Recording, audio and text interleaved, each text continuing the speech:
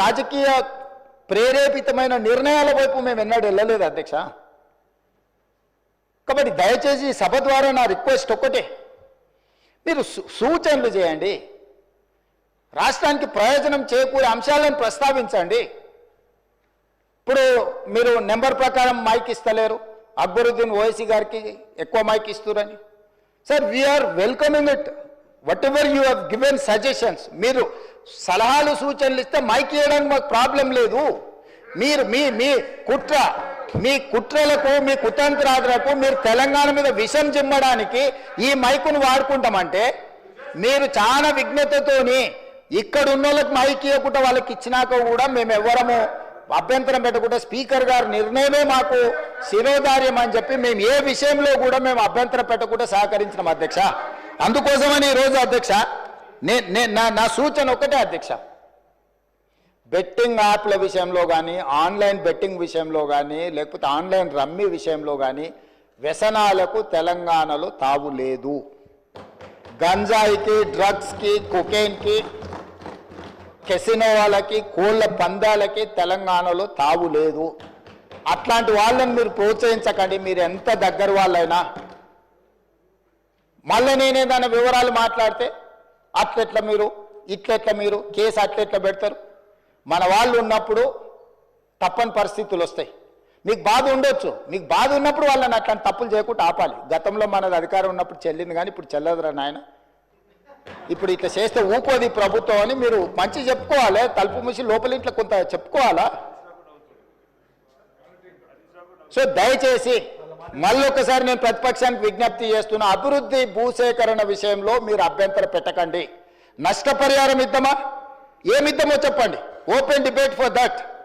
భూసేకరణ విషయంలో భూమి కోల్పోతున్న వాళ్లకు బాధ ఉంటుంది, దుఃఖం ఉంటుంది. ప్రత్యామ్నాయం ఏం చేద్దామో చెప్పండి. మూసి పరివాహక ప్రాంతంలో నష్టపోతున్న పేదలకు ఏమిద్దాము, ఒక మంచి కమ్యూనిటీ, ఒక గేటెడ్ కమ్యూనిటీ కట్టి వాళ్ళకి ఇండ్లు కట్టిద్దామా, లేకపోతే వాళ్ళకి నష్టపరిహారం బాగిద్దామా, లేకపోతే ఫ్యూచర్ సిటీ రోడ్లో పోయే వాళ్ళకి ఏ విధంగా నష్టపరిహారం ఇద్దాము, లేకపోతే ఫ్యూచర్ సిటీలో భూసేకరణకు సంబంధించి ఎంత నష్టపరిహారం ఇద్దాము, లగచర్లలో పేదవాళ్ళ భూమి పోతే ఏమిద్దామో చెప్పండి.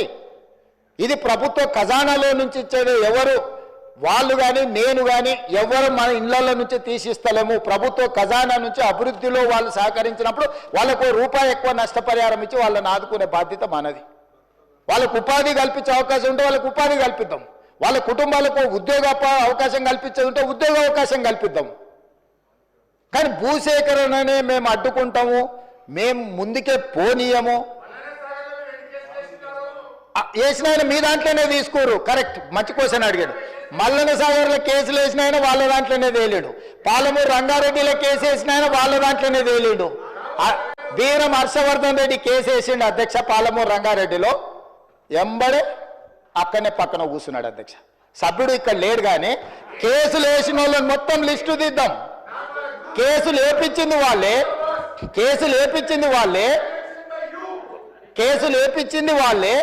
చేర్చుకునేది వాళ్ళే. రాష్ట్ర అభివృద్ధిని అడ్డుకునేవాడు, కేసులు వేసి అడ్డుకున్న వాళ్ళను మీరు ఎట్లా కండువ కప్పారు అధ్యక్ష? ఎట్లా పార్టీలో చేర్చుకున్నారు? పార్టీలో చేర్చుకున్నారు. బీఫామ్ ఎట్లా ఇచ్చిండ్రు అధ్యక్ష? మళ్ళీ ఎలక్షన్లో ఎట్లా ఇచ్చిండ్రు అధ్యక్ష? అంటే ఇప్పుడు ఎట్లా మాట్లాడతారంటే 2014 నుంచి ఒకే చట్టం ఉంది కదా అధ్యక్ష. స్పీకర్ పదవి ఉంది, విప్పు పదవి ఉంది, ప్రతిపక్షమే ఉంది. ఆనాడు ఎమ్మెల్యేలు మారితే మీరు మంత్రులు చేశారు, కనీసం మేము అట్లా కూడా చేయలేదు. మారలేదట వాళ్ళు, మేము మారనే లేదు, ముఖ్యమంత్రిని అభివృద్ధిలో కలిసి వచ్చినామంటారు. మీరు మంత్రులు చేసిన వాళ్ళు డిస్క్వాలిఫై కాలేదు, ఉప ఎన్నికలు రాలేదు. బాజాబ్తో గవర్నర్ దగ్గర పోయి మంత్రులే చేసి 5 ఏళ్ళు మంత్రి, 10 ఏళ్ళు, ఒక ఆయన 8.5 ఏళ్ళు, మా అక్క 4.5 ఏళ్ళు మంత్రి చేసింది. ఎన్నడూ ఉప ఎన్నికలు రాలే. కానీ ఇప్పుడు ఉప ఎన్నికలు వస్తాయి, వచ్చే వారమే ఉప ఎన్నికలు అంటారు అధ్యక్ష. ఎట్లా వస్తాయి అధ్యక్ష? చట్టం మారలే, న్యాయం మారలే, స్పీకర్ ఆఫీసు సేమే ఉంది, పాలకపక్షం ప్రతిపక్షం అట్లనే ఉంది, రాజ్యాంగం అసలే మారలేదు. ఇంకెట్లొస్తాయి అధ్యక్ష ఉప ఎన్నికలు? నాకు అర్థం కాలేదు. ఏ రాజ్యాంగం ప్రకారం వస్తాయి అధ్యక్ష? డాక్టర్ బాబాసాహెబ్ అంబేద్కర్ గారు రచించిన రాజ్యాంగం ప్రకారము గత అనుభవాల దృష్ట్యా ఎప్పుడు కూడా పార్లమెంట్ ప్రాక్టీసెస్ అండ్ ప్రొసీజర్స్ అని ఉంటాయి అధ్యక్ష. చట్టంలో గ్రే ఏరియా ఉన్నప్పుడు గతంలో ఎలాంటి విధి విధానాలను ఆచరించారు, సాంప్రదాయాలు ఎట్లున్నాయని చూస్తారు అధ్యక్ష. 2014 నుంచి 2019, 2019 నుంచి 2023 వరకు ఏ సాంప్రదాయాలను ఈ సభ ఆచరించిందో అచ్చం గదే సాంప్రదాయాలను మనం ఆచరిస్తాం అధ్యక్ష. అంతే కదా అధ్యక్ష? తమరైనా నేనైనా సేమ్ సాంప్రదాయాలనే ఆచరిస్తాం కదా అధ్యక్ష. సో అందుకోసమని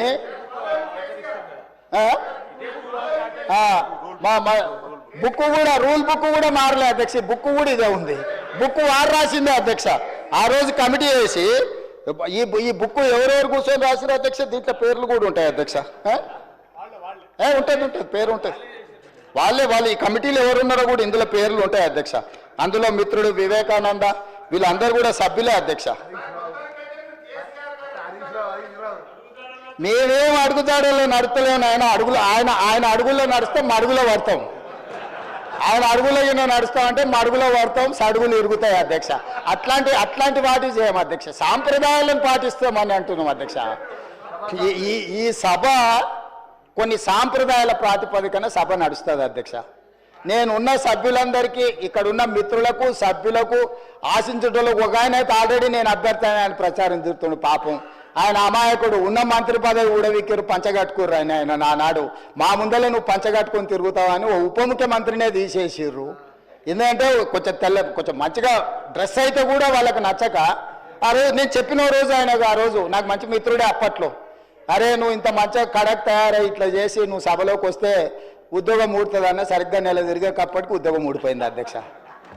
ఇప్పుడు ఆయననే అమాయకుడే ఈ పాపము. వచ్చేసింది వచ్చే వారమే ఎలక్షన్ అని తిరుగుతున్నాడు అధ్యక్ష. నేను తమరి ద్వారా ఎవరైతే ఉన్నారో సభ్యులు ఎవరు ఆందోళన చెందాల్సిన పని లేదు. ఏ ఉప ఎన్నికలు రావు.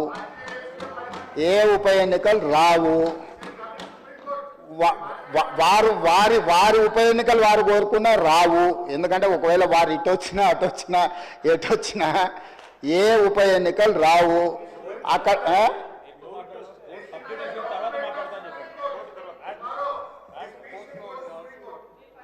అదేవిధంగా హరీష్ రావు గారు బాగా గుర్తు చేశారు. విషయం సుప్రీంకోర్టులో ఉంది. ఆ సుప్రీంకోర్టులో సబ్జుడిస్ అయిన విషయంలో లోపల నేను మాట్లాడితే కొంత ప్రొటెక్షన్ ఉంది, కానీ బయట మాట్లాడే వాళ్ళకి ఎవరికి ప్రొటెక్షన్ ఉండదు actual. This house is immune for certain laws. ఈ సభలో మనం కొన్ని విషయాలు ప్రస్తావించవచ్చు. సభకు రక్షణ ఉంది తమ నాయకత్వంలో. కానీ సభ బయట ఉప ఎన్నికలు వస్తాయి, అయిపోయింది, వచ్చే వారమే ఎన్నికలు, మల్లవారమే ఎన్నికలు, ఇదంతా ఉత్తదే అధ్యక్ష. అదేంది జరిగేది లేదు, పోయేది లేదు, ఎవరు ఆందోళన చెందాల్సిన పని లేదు. ఎందుకంటే ఉప ఎన్నికల మీద మనం దృష్టి పెట్టాల్సిన అవసరం లేదు. అభివృద్ధి మీద నేను ఎందుకు ఇవన్నీ విషయాలు చెప్తున్నా అధ్యక్ష తమ ద్వారా అంటే, మా దృష్టి ఎన్నికలు ఉప ఎన్నికల మీద లేదు. మా దృష్టి రాష్ట్ర అభివృద్ధి మీద, రాష్ట్ర సంక్షేమం మీద, రాష్ట్రానికి పెట్టుబడులు తీసుకురావాలని, తద్వారా ఉద్యోగ ఉపాధి అవకాశాలు కల్పించాలని, శాంతి భద్రతలను కాపాడాలని, ఈ రాష్ట్రంలో ఎవరైనా తప్పులు చేస్తే వాళ్ళ పట్ల కఠినంగా వ్యవహరిస్తామని చెప్పడానికే ఈ అన్ని విషయాలు నేను ఇక్కడ ప్రస్తావించిన అధ్యక్ష. అంతకుమించి వేరే విషయం లేదు. అందుకే ప్రతిపక్ష పార్టీకి నేను సూచన చేస్తున్నా, మీ పట్ల మాకేం ద్వేషం లేదు. మాకెందుకు ఉంటుంది? ప్రజలు మిమ్మల్ని శిక్షించిండ్రు. ఇప్పుడు మీరు ఒక బాధ్యతతో కూడుకున్న సలహాలు, సూచనలు ఇవ్వండి. తప్పకుండా వాటిని అమలు చేస్తాము. ఉప ముఖ్యమంత్రి గారు ప్రవేశపెట్టిన బడ్జెట్లో చాలా సహేతుకత ఉన్నది. మిగతా విషయాలు, చట్టాలు, సాంప్రదాయాలు మా శ్రీధర్ బాబు గారు అనుభవజ్ఞులు, ఎప్పటికప్పుడు బుక్ చూపిస్తూనే ఉన్నాడు, విషయాలు చెప్తూనే ఉన్నాడు. కాబట్టి దయచేసి అందరికీ నేను అడిగేది, అదేవిధంగా అక్బరుద్దీన్ ఓవైసీ గారు కూడా కొన్ని అంశాలను ప్రస్తావించారు. నేను వాటిని డీటెయిల్గా మాట్లాడతాను. ఏ ప్రతిపక్షమైనా మాకు ఇచ్చే సూచనలు మేము డెఫినెట్గా ఓ సమయంలో నేను హౌస్లో ఉన్నా లేకపోయినా మీరిచ్చే సభ్యులు ఏదైతే కోర్ ఇష్యూస్ రేజ్ చేస్తుండ్రో వాటన్నిటిని నేను వింటూనే ఉన్నా, చూస్తూనే ఉన్నా. వాటిని పరిష్కరించుకొని ముందుకెళ్దాం. తమరు సభ్యులకు ఎవరెవరికి అవకాశం ఇవ్వాలనో తమరు అవకాశాలు ఇవ్వండి అధ్యక్ష. నా విజ్ఞప్తి ఒకటే, సూచనలకు, సలహాలకు సమయం ఎక్కువ ఇవ్వండి. రాజకీయ దాడి చేస్తాం, ఎదురు దాడి చేస్తాం, క్షణికావేశంలో యాసిడ్ దాడులు అని చూస్తుంటాం కదా అధ్యక్ష. అట్లాంటి యాసిడ్ దాడులు లాంటి ఆలోచనలతో ఇక్కడ మాటలు మాట్లాడితే అది రాష్ట్రానికి నష్టం జరుగుతుంది. రాష్ట్రానికి నష్టం కలిగించే మాటలు ఎవరు అక్కడి నుంచి మాట్లాడినా, ఇక్కడి నుంచి మాట్లాడినా, ఎక్కడి నుంచి మాట్లాడినా వాటిని నియంత్రించండి అధ్యక్ష. ధన్యవాదాలు అధ్యక్ష.